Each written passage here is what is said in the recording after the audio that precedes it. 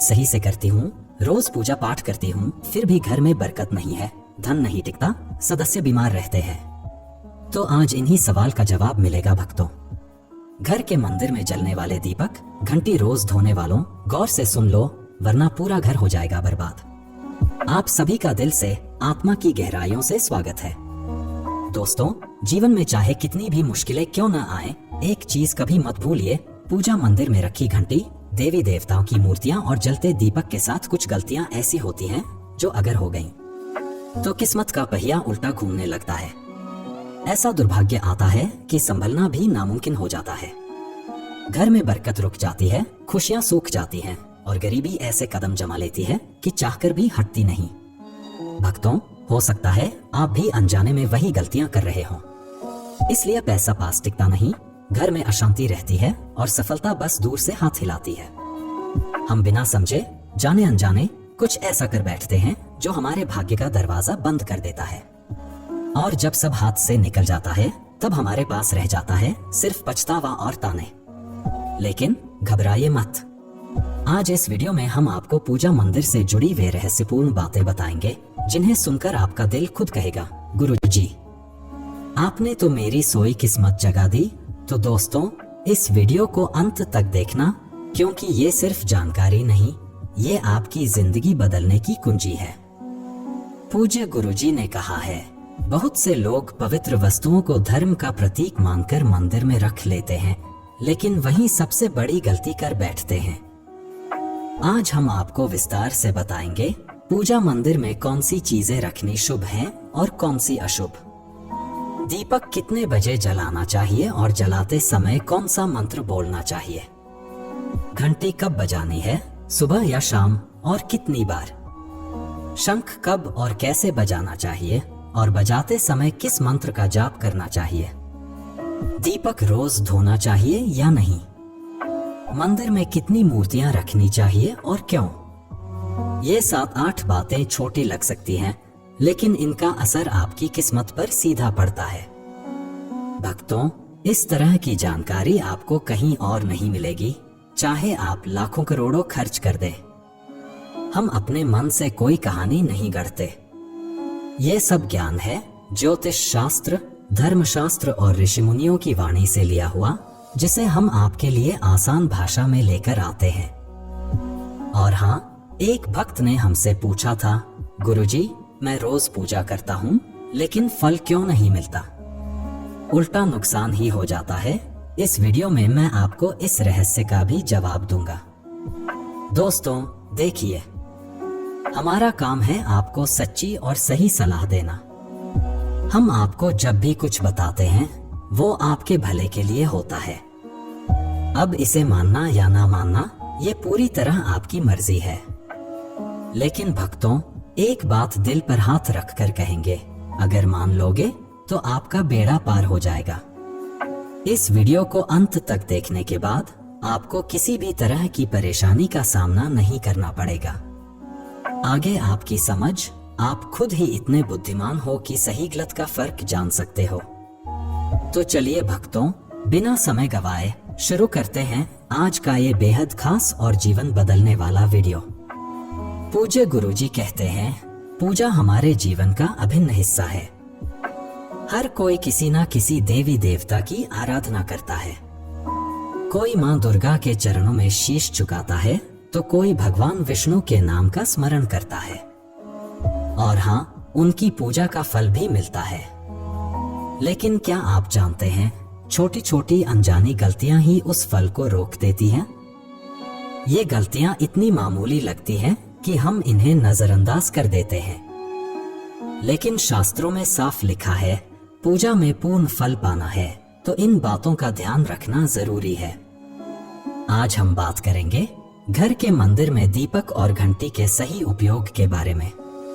क्या दीपक को रोज धोना चाहिए या हफ्ते में 1-2 बार। धातु का दिया हो तो कब और कैसे साफ करना चाहिए। मिट्टी के दीपक का सही समय और सही अवसर कौन से हैं। मंदिर में किस प्रकार की घंटी का उपयोग सबसे शुभ माना जाता है। घंटी कब बजानी है, कितनी बार बजानी है और क्या शाम की पूजा में घंटी बजाना उचित है। इन सभी सवालों के जवाब आपको आज के इस वीडियो में मिलेंगे। भक्तों, एक बात याद रखिए, अधूरी जानकारी कभी कभी नुकसानदेह साबित होती है, इसलिए इस वीडियो को अंत तक देखना जरूरी है। कुछ लोग होते हैं जो वीडियो को इधर उधर से काट कर देखते हैं, बीच से स्किप करते हैं और फिर कहते हैं कि जीवन में सफलता क्यों नहीं मिल रही। अरे, जब ज्ञान ही आधा अधूरा ले रहे हो तो फल पूरा कैसे मिलेगा। और सच कहूं तो कई लोग तो नाच गाने और अर्धनग्नता वाले वीडियो पूरे देख लेते हैं, लाइक भी करते हैं, सब्सक्राइब भी करते हैं, लेकिन जब हम आपके भले के लिए ज्ञान की बात करते हैं तो आधा छोड़कर चले जाते हैं। फिर शिकायत करते हैं कि जीवन में अंधकार क्यों है। भक्तों, ये ज्ञान आपको कहीं और नहीं मिलेगा, ना किताबों में इतनी साफ भाषा में, ना किसी पंडित से मुफ्त में। तो इसे छोड़ना अपने जीवन की बरकत छोड़ने के बराबर है। अब फैसला आपका है, देखो या अनदेखा करो, लेकिन जो देखेंगे और समझेंगे उनका कल जरूर उज्जवल होगा। तो चलिए भक्तों, बिना और सफाई दिए शुरू करते हैं आज का ये पवित्र और जीवन परिवर्तनकारी सफर। भक्तों, सबसे पहले बात करते हैं मिट्टी के दिए की। ये साधारण सा दिखने वाला दिया वास्तव में शुभता और पवित्रता का प्रतीक है। दिवाली हो, कोई धार्मिक पर्व हो या फिर कोई बड़ा अनुष्ठान, मिट्टी का दिया जलाने का अपना ही महत्व है। घर के मंदिर में या दरवाजे के पास जब इसे जलाया जाता है तो ऐसा लगता है मानो लक्ष्मी माता खुद आपके आंगन में प्रवेश कर रही हो। लेकिन भक्तों, ध्यान दीजिए, जब ये दिया मंदिर में रखा जाता है तो इसके नियम बदल जाते हैं। मिट्टी का दिया एक बार जलाने के बाद दोबारा मंदिर में नहीं रखना चाहिए। हर बार नया मिट्टी का दिया ही उपयोग करना शुभ माना गया। अपनी राशि या शुभ नाम कमेंट में जरूर लिखें, क्योंकि हम समय समय पर राशि से जुड़े भाग्य और परेशानियों को दूर करने के अचूक उपाय बताते हैं। अब आते हैं धातु के दियों पर। आपने देखा होगा कि लोग पीतल या तांबे के दिए इस्तेमाल करते हैं। ये न केवल सुंदर होते हैं, बल्कि इनका धार्मिक महत्व भी अत्यंत गहरा है। लेकिन भक्तों, इन्हें सिर्फ जलाना काफी नहीं है, इनकी शुद्धि भी उतनी ही जरूरी है। इन्हें रोज धोकर, खासकर गंगाजल से साफ करना चाहिए। गंगाजल से धोने पर दिया पवित्र हो जाता है और घर में सकारात्मक ऊर्जा चारों ओर फैल जाती है। अगर आप हफ्ते में केवल 1-2 बार इन्हें साफ करते हैं तो ये पूरी तरह से शुद्ध नहीं हो पाते, इसलिए इसे अपनी रोजाना की आदत बना ले। और अब आते हैं घर के मंदिर की घंटी पर। पीतल की घंटी की ध्वनि ऐसी होती है जो वातावरण की नकारात्मक ऊर्जा को तुरंत दूर कर देती है और सकारात्मकता का प्रवाह बढ़ा देती है। लेकिन भक्तों, इसे कभी भी दक्षिण दिशा में न रखें, ये अशुभ माना जाता है। घंटी को हमेशा पूजा स्थल के पास या मंदिर के प्रवेश द्वार पर रखें। सबसे शुभ घंटी वह होती है जिस पर गरुड़ की नक्काशी हो। इसे गरुड़ घंटी कहते हैं और इसे अत्यंत पवित्र व फलदायक माना गया है। अब सवाल आता है, घंटी कितनी बार बजानी चाहिए? भोग लगाते समय घंटी को 5 बार बजाएं। ऐसा करने से भगवान भोग को जल्दी स्वीकार करते हैं। पूजा के दौरान घंटी को जोर जोर से या लगातार नहीं बजाना चाहिए, सिर्फ 3 बार बजाना ही उचित है। घंटी को हमेशा दाहिने हाथ से बजाएं और इसका मुख पूजा स्थल की ओर होना चाहिए। याद रखिए, घंटी को सुबह की पूजा में ही बजाना शुभ माना गया है। शाम की पूजा में घंटी बजाने से बचना चाहिए, क्योंकि शास्त्रों में इसे उचित नहीं माना गया है। इन नियमों का पालन करने से आपका पूजा पाठ कई गुना अधिक फलदायक और प्रभावी हो जाएगा। भक्तों, ये बातें छोटी लग सकती हैं, लेकिन इनका असर आपकी किस्मत पर गहरा पड़ता है। भक्तों, एक और बहुत ही महत्वपूर्ण बात जो अक्सर लोग नजरअंदाज कर देते हैं, जब भी आप किसी मंदिर जाएं, खासकर घर के बाहर वाले मंदिर में, तो मंदिर में प्रवेश करते समय ही घंटी बजाएं। मंदिर से बाहर निकलते समय घंटी बजाने की कोई आवश्यकता नहीं होती। जब आप घंटी बजाते हैं तो यह सिर्फ आवाज नहीं होती, यह भगवान को दिया गया संकेत होता है, प्रभु मैं आपके द्वार पर आ चुका हूँ, आपकी शरण में हूँ। एक बार घंटी बजाने का मतलब है कि आपने भगवान के दरबार में प्रवेश कर लिया है और पूजा आरंभ कर रहे हैं। 2 बार घंटी बजाने का अर्थ है कि आप अपनी प्रार्थना, अपने मन की बात सीधे भगवान के समक्ष रख रहे हैं। अब भक्तों, हम आपको कुछ ऐसी बातें बताने जा रहे हैं जिन्हें शायद आपको कोई ना बताए, इसलिए इन बातों को ध्यान से सुनिए, क्योंकि ये आपके पूजा पाठ को और भी अधिक फलदायी बना सकती हैं। लेकिन उससे पहले, अगर आपने अभी तक कमेंट बॉक्स में जय माता लक्ष्मी नहीं लिखा है तो जरूर लिख दीजिए।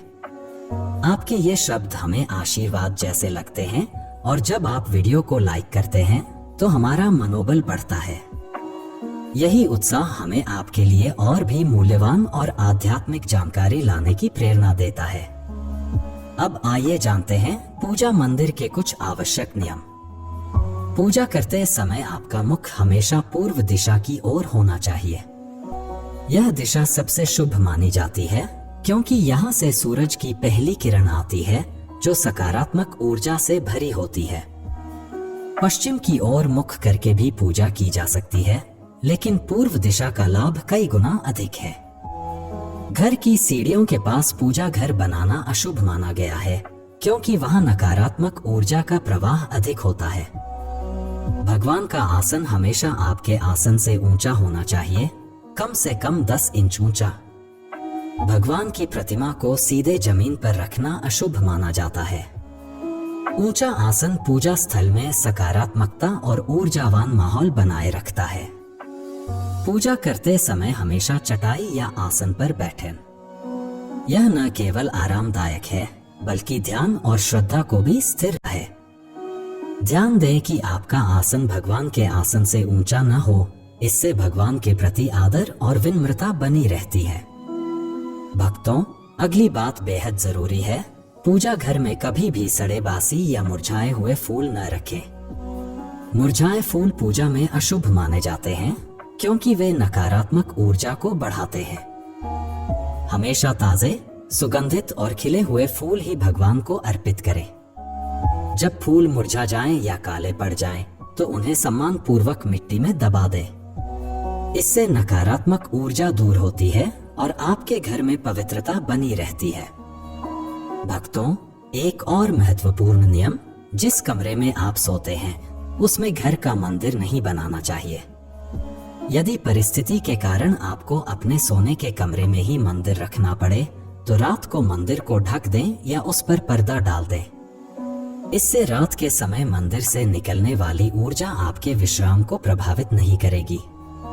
ऐसा करने से घर में शांति और आपकी पूजा में एकाग्रता बनी रहती है।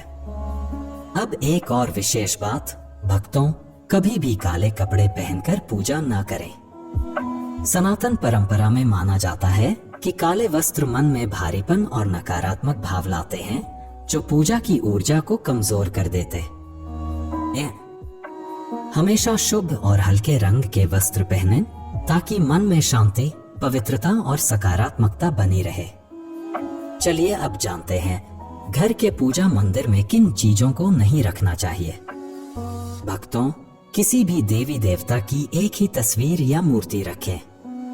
एक से अधिक तस्वीरें ऊर्जा का संतुलन बिगाड़ सकती हैं और पूजा का प्रभाव कम कर सकती हैं। एक ही रूप को स्थान दें ताकि भगवान की ऊर्जा पूरे मन से आपके जीवन में प्रवाहित हो। घर में शिवलिंग रखना अत्यंत पवित्र माना जाता है, लेकिन इसे सही दिशा में रखें। हमेशा उत्तर या पूर्व दिशा में रखें और स्वच्छ स्थान पर ही स्थापना करें। इसे शोरगुल या गंदे स्थान पर कभी न रखें। भगवान की टूटी हुई मूर्तियां या फटी तस्वीरें पूजा स्थान से तुरंत हटा दें। टूटी मूर्ति पवित्रता को कम करती है और सकारात्मक ऊर्जा के प्रवाह में बाधा डालती है। इसे शास्त्र सम्मत तरीके से त्याग दें। शंख भगवान की कृपा का प्रतीक है। गोमती चक्र से घर में समृद्धि आती है और जल से वातावरण शुद्ध होता है। जल को रोज बदलें और इन पवित्र वस्तुओं को हमेशा साफ रखें। रोज पूजा स्थल की सफाई करें। गंदगी से नकारात्मक ऊर्जा आती है और ध्यान भंग होता है। स्थान को सुंदर, सुव्यवस्थित और सुगंधित रखें ताकि मन सहज रूप से भगवान में लग सके।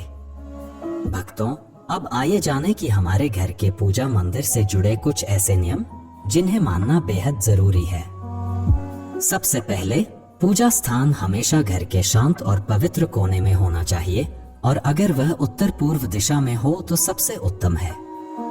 यह दिशा घर में सकारात्मक ऊर्जा का संचार करती है और आपकी पूजा को और प्रभावशाली बनाती है।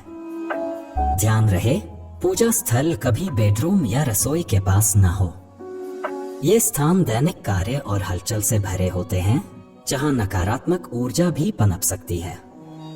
मंदिर के आसपास का वातावरण हमेशा साफ सुथरा और सुव्यवस्थित रखें ताकि आपका मन पूजा में एकाग्र हो सके। भक्तों, अब बात करते हैं दीपक और उनसे जुड़े महत्वपूर्ण नियमों की। दीपक जलाना सिर्फ एक परंपरा नहीं, बल्कि यह भगवान के आशीर्वाद और कृपा का प्रकाश है जो आपके घर और जीवन में उजाला भर देता है। दीपक को हमेशा भगवान की मूर्ति के सामने रखें ताकि उसकी रोशनी सीधे भगवान तक पहुंचे और आपके पूजा स्थल को पवित्रता से भर दे।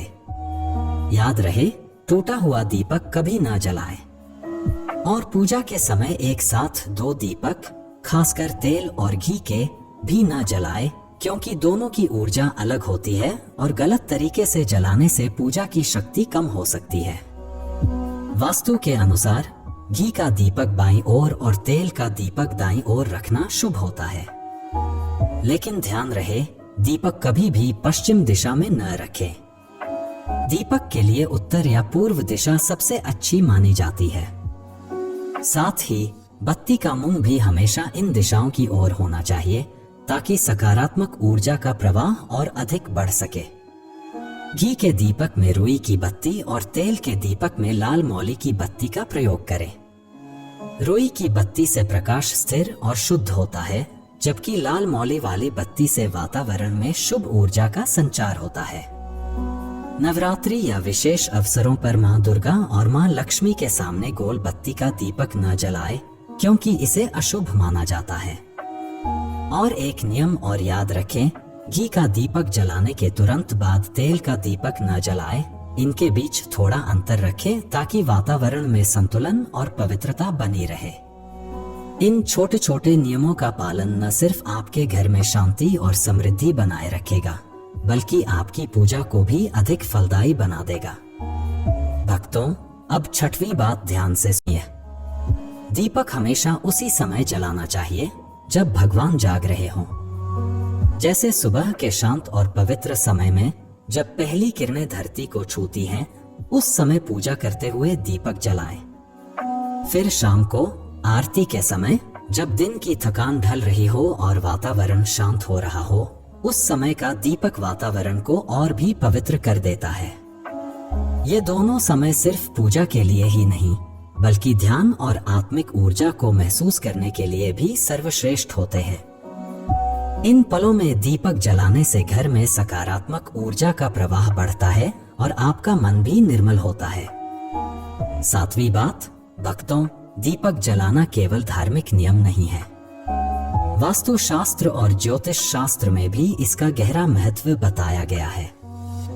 दीपक जलाने से न केवल घर में सकारात्मक ऊर्जा का संचार होता है, बल्कि यह हमारे जीवन के 7 चक्रों को संतुलित करता है। यह नकारात्मकता को दूर करके वातावरण को शुद्ध करता है और आपके मन को शांति प्रदान करता है। दीपक की हल्की स्थिर लौ, मानो भगवान का आशीर्वाद आपके जीवन को रोशन कर रही हो। इसलिए भक्तों, जब भी आप दीपक जलाएं, ऊपर बताए गए सभी नियमों का पालन जरूर करें। यही नियम आपके जीवन में भगवान की कृपा को स्थायी बनाएंगे और घर में सकारात्मकता का प्रवाह निरंतर बनाए रखेंगे। प्रिय भक्तों, अगर आपको यह ज्ञान और अनुभव अच्छा लगा हो तो कमेंट में जरूर बताएं। अगर आप माता लक्ष्मी के सच्चे भक्त हैं, उनका प्रेम, आशीर्वाद और सदा आपके घर में वास चाहते हैं, तो इस वीडियो को दिल से लाइक करें, हमारे चैनल को सब्सक्राइब करें और कमेंट में जय लक्ष्मी माता जरूर लिखें। याद रखें, ये बातें जनरुचि को ध्यान में रखते हुए साझा की गई हैं। ज्योतिष और धर्म के उपाय अपनी आस्था और विश्वास के साथ अपनाएं। हमारा उद्देश्य आपको सही दिशा और बेहतर सलाह देना है, कोई दावा करना नहीं। दोस्तों, अगर यह वीडियो आपको पसंद आया हो तो इसे जरूर लाइक और सब्सक्राइब करें। धन्यवाद और माता लक्ष्मी की कृपा सदा आप पर बनी रहे।